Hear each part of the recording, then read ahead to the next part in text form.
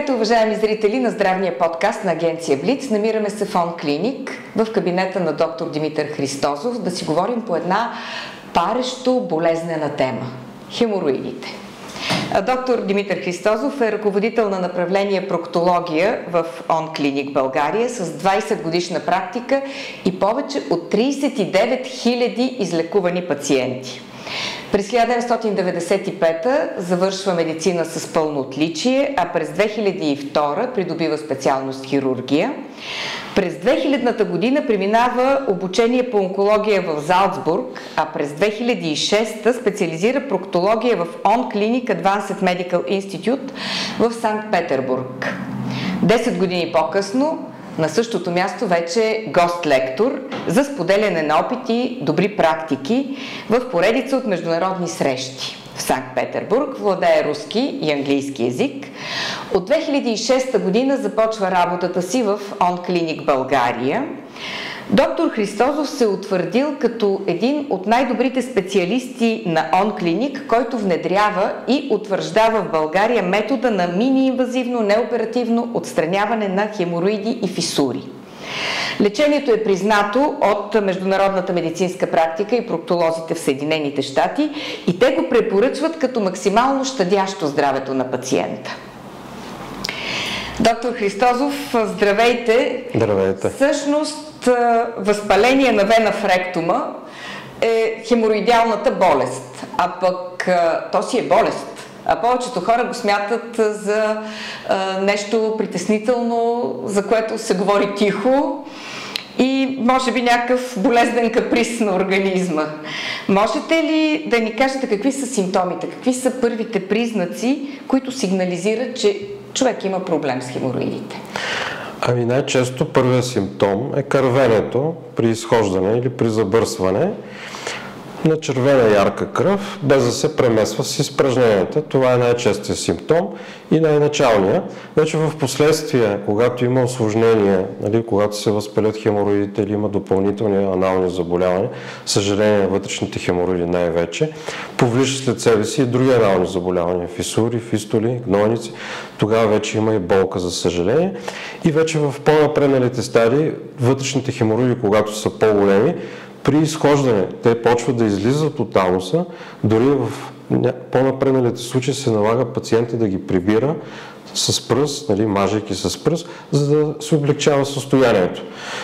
И в най-вече крайните стадии вътрешните хемороиди излизат навън и не могат да се прибират и вече това е доста така мъчително, тежко състояние за самия пациент. Да, вероятно пациентът не може да сяда, да извършва такива най-обикновени дейности при това състояние. По принцип е така дискомфортно сядането. Ако има възпалени хемороиди или допълнителни заболявания, които изброих, тогава вече е болезнено и сядането е доста така трудно.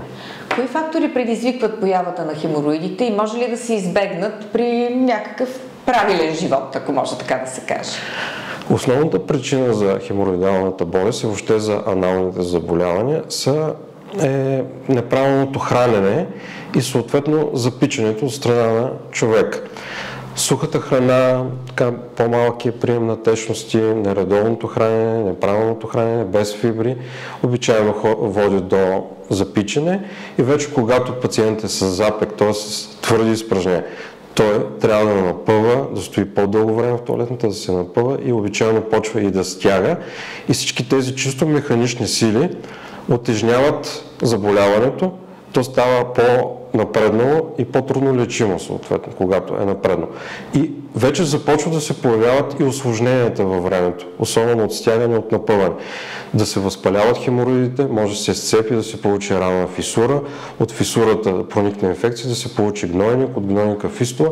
Тоест виждате една поредица от неприятности, от заболявания, които влошават все повече и повече живота на пациента. Значи организма всъщност се отмъщава за зле приложения съвременен начин на живот, така ли се оказва? Това е живо място. Аналният канал си е жива тъкан. Тя издържа до един момент на механични въздействия, неправилни механични въздействия, след това започва да дава заболяване. Може ли човек, ако примерно се храни правилно, ако има в храната си фибри, повече супи, течности и така нататък, да избегне появата на хемороиди? Абсолютно да. И това е част от нашата препоръка към пациента. Хранителен режим, който е богат на фибри и на течности. Но на втора линия имаме и други причини за появяването на хемороидалната болест. Примерно претоварване с тежести. Това са хора, които работят тежък физически труд, или другата група, които ходят на фитнес и прекаляват с тежестите. Прекаляване с люто също е фактор, някои обичат много и прекаляват с алкохол, съществува този проблем. Вече наследствената предразположеност е при всеки различно изразена. Някои са с по-предразположени, с слабост на съединителната тъкан, други не чак толкова, но това вече, за съжаление, още медицината е безсилна да въздейства чисто генетично за тази предразположеност. Но всички други фактори, всеки от нас може да направи нещо за себе си, така че да избегне да се пострада от хемороиди. А какво казва медицината? По-често при мъжете или по-често при жените се среща?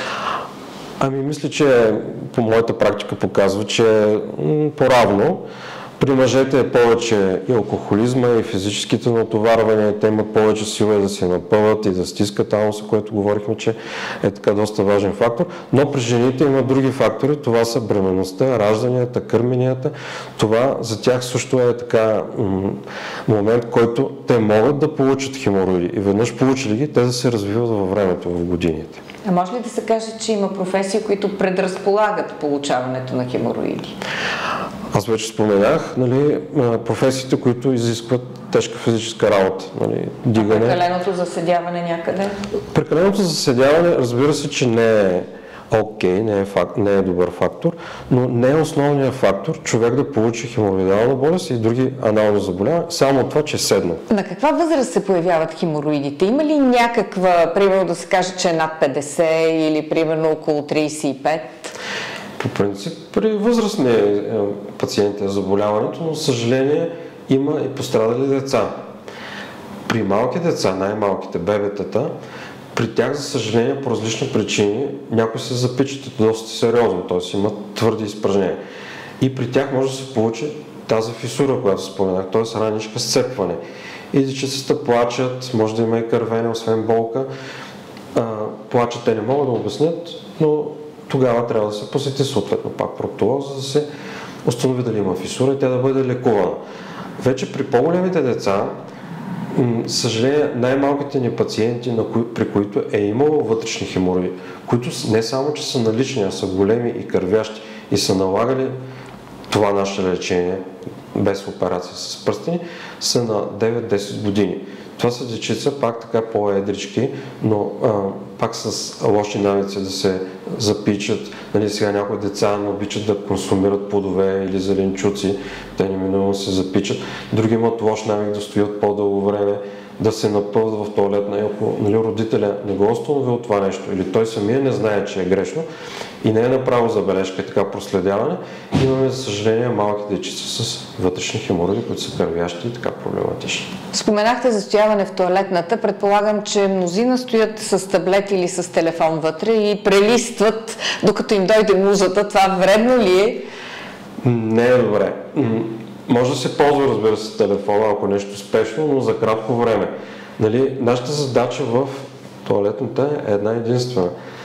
Когато имаме хубави естествени напъни за изхождане, мога да си позволя да цитирам народа, яйцето да е на задника, да, тогава да се влиза, не да се предварително така да се чака, човека да си седне така, да се отпусне, не да е свит или да чете и да чака, да се отпусне и да се изходи така лекичко, внимателно, по естествен, спонтанен начин да се изходи, без да се напъва и без да се стиска и без да се застоява в тоалета.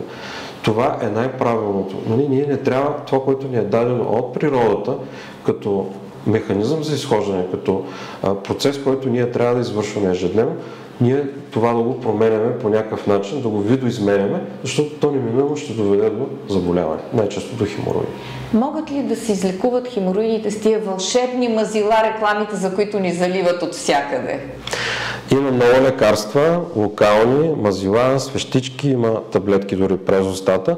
Те са в помощ колкото да облегчат симптомите, но няма за сега открит медикамент в медицината, който да премахва хемороиди. А съжаление, ако те не се премахнат, а само така се успокоят, тяхното развитие продължава във времето, съответно стадия на заболяването става все по-висок и по-висок.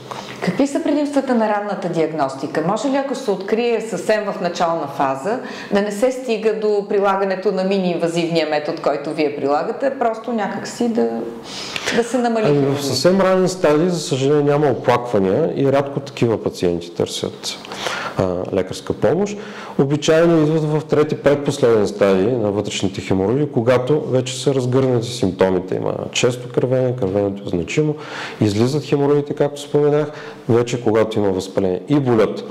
И обичайно пациентите идват в трети стадий, много рядко в четвърти. В трети стадий вече и при наличието на оплакване вече трябва да се отстрани заболяването. В по-ранните стадии е възможно с диета, както говорихме, с профилактични мерки да се внимава с люто, с алкохол, с тежести, може да се задържат нещата, така дълго време да няма абсолютно никакви оплаквания. Очевидно хемороидите съпътстват живота на човека от най-дълбока древност, защото сме чели, че са ги лекували, като са ги завързвали с конски косъм. Продължава, между другото, май това лечение да се прилага, разбира се, не с конски косъм. Горят ги с лазер, но какви са най-иновативните методи на лечение, които вие тук в Фонд Клиник прилагате във вашата практика? И какво е предимството им спрямо оперативната хирургия, която все още също се прилага? Да, това, което при нас извършваме, е най-доброто, което може да се предложи на пациента, т.е. мини-инвазивно, съвсем щадящо, леко, безболезнено отстраняване на вътрешните хемороиди. Методът се нарича латексно банд лигиране, но това нищо не говори на обикновения човек. На практика какво извършваме? С вакуум се засмуква вътрешния хемороид, който създава оплакване, изстрелва се пръстен, латексов пръстен, в основата на вътрешния хемороид. И за часове той загива, той се обезкървавява пръстена, за часове загива, без да се усеща болка, има само някакъв дискомфорт. И на първо изхождане, на второ изхождане, максимум до седмица, хемороида, загиналия вътрешен хемороид, заедно с пръстена, пада и изчезва завинаги. Като на един сеанс е възможно да се поставят един или два пръстена, съответно на един или два вътрешни хемороида, които са проблематични, има нужда. Възможно е да са и повече на брой хемороидите, тогава се изчаква една седмица или по-голям интервал от време, си идва втори път, евентуално за трето, четвърто пръстенче. Много рядко се налага трето явяване чак за пето и шесто в най-напредналите случаи. Затова е много важно да не се чака прекомерно, за да не се стига първо въобще до това лечение и второ да не се стига до голям брой пръстени, т.е. нуждата да се идва многократно. А може ли да се получи рецидив, например? Рецидив по смисъл на медицината означава това, което отстраняваме, да се възвърне, да се получи абсолютно също. Но това не е възможно.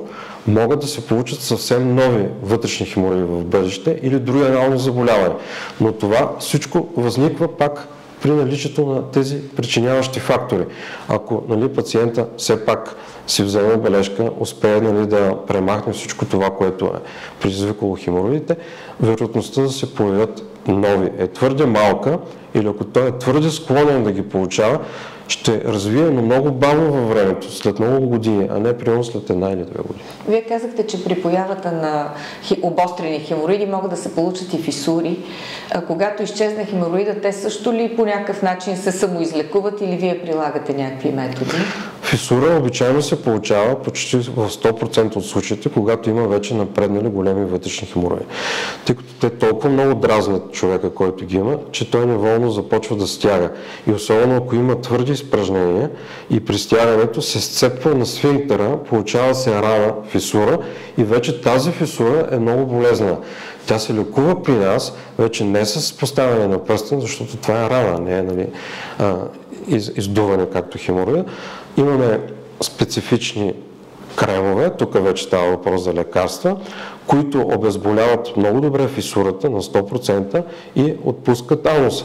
И ако пациента внимава да не се запича, т.е. пак влиза в сила хранителния режим и така избягва стягането, като се изхожда, тази фисура много бързо спира да боли, а след това и зараства и решаваме въпроса и с фисурата отново без операция.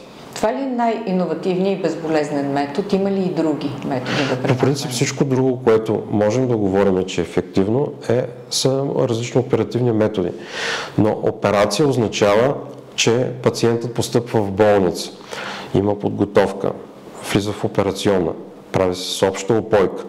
След това, след операцията е доста болезнен периода и то доста дълго време.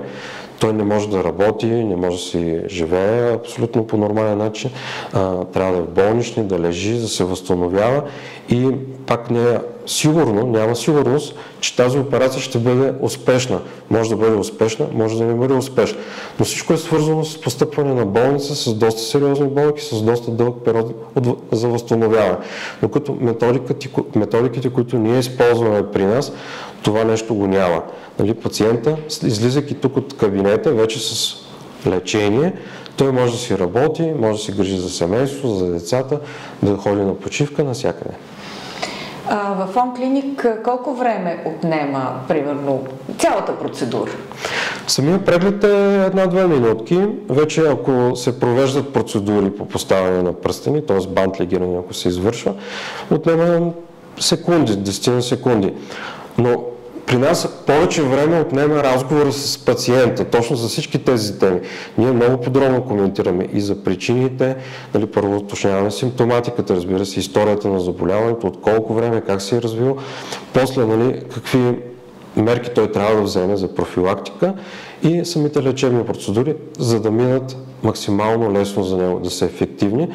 Има тези подробности, които той трябва да спазва, най-вече хранителния режим, да не допуска запек, да не се напълва, да не стои дълго време в тоалетна, да не се стяга при изхождането. Това са много важни фактори, за да може той да премине елегантно, лесно лечението и същевременно в бъдеще, след лечението, той да не получи отново пак заболяване на ануса. Ако някой е генетично предразположен, препоръчвате ли му да идва от някаква цикличност, примерно, на профилактични прегледи при вас?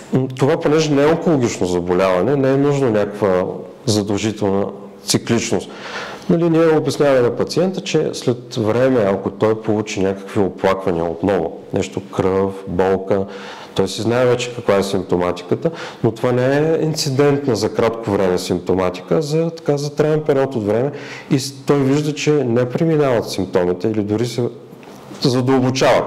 Тогава той би трябвало да запише час и да посети отново клиниката, за да се види какво се случва, има ли някакъв нов проблем. А има ли някакви съпътстващи заболявания или последващи при нелекувани хемороиди, при такива занемарени?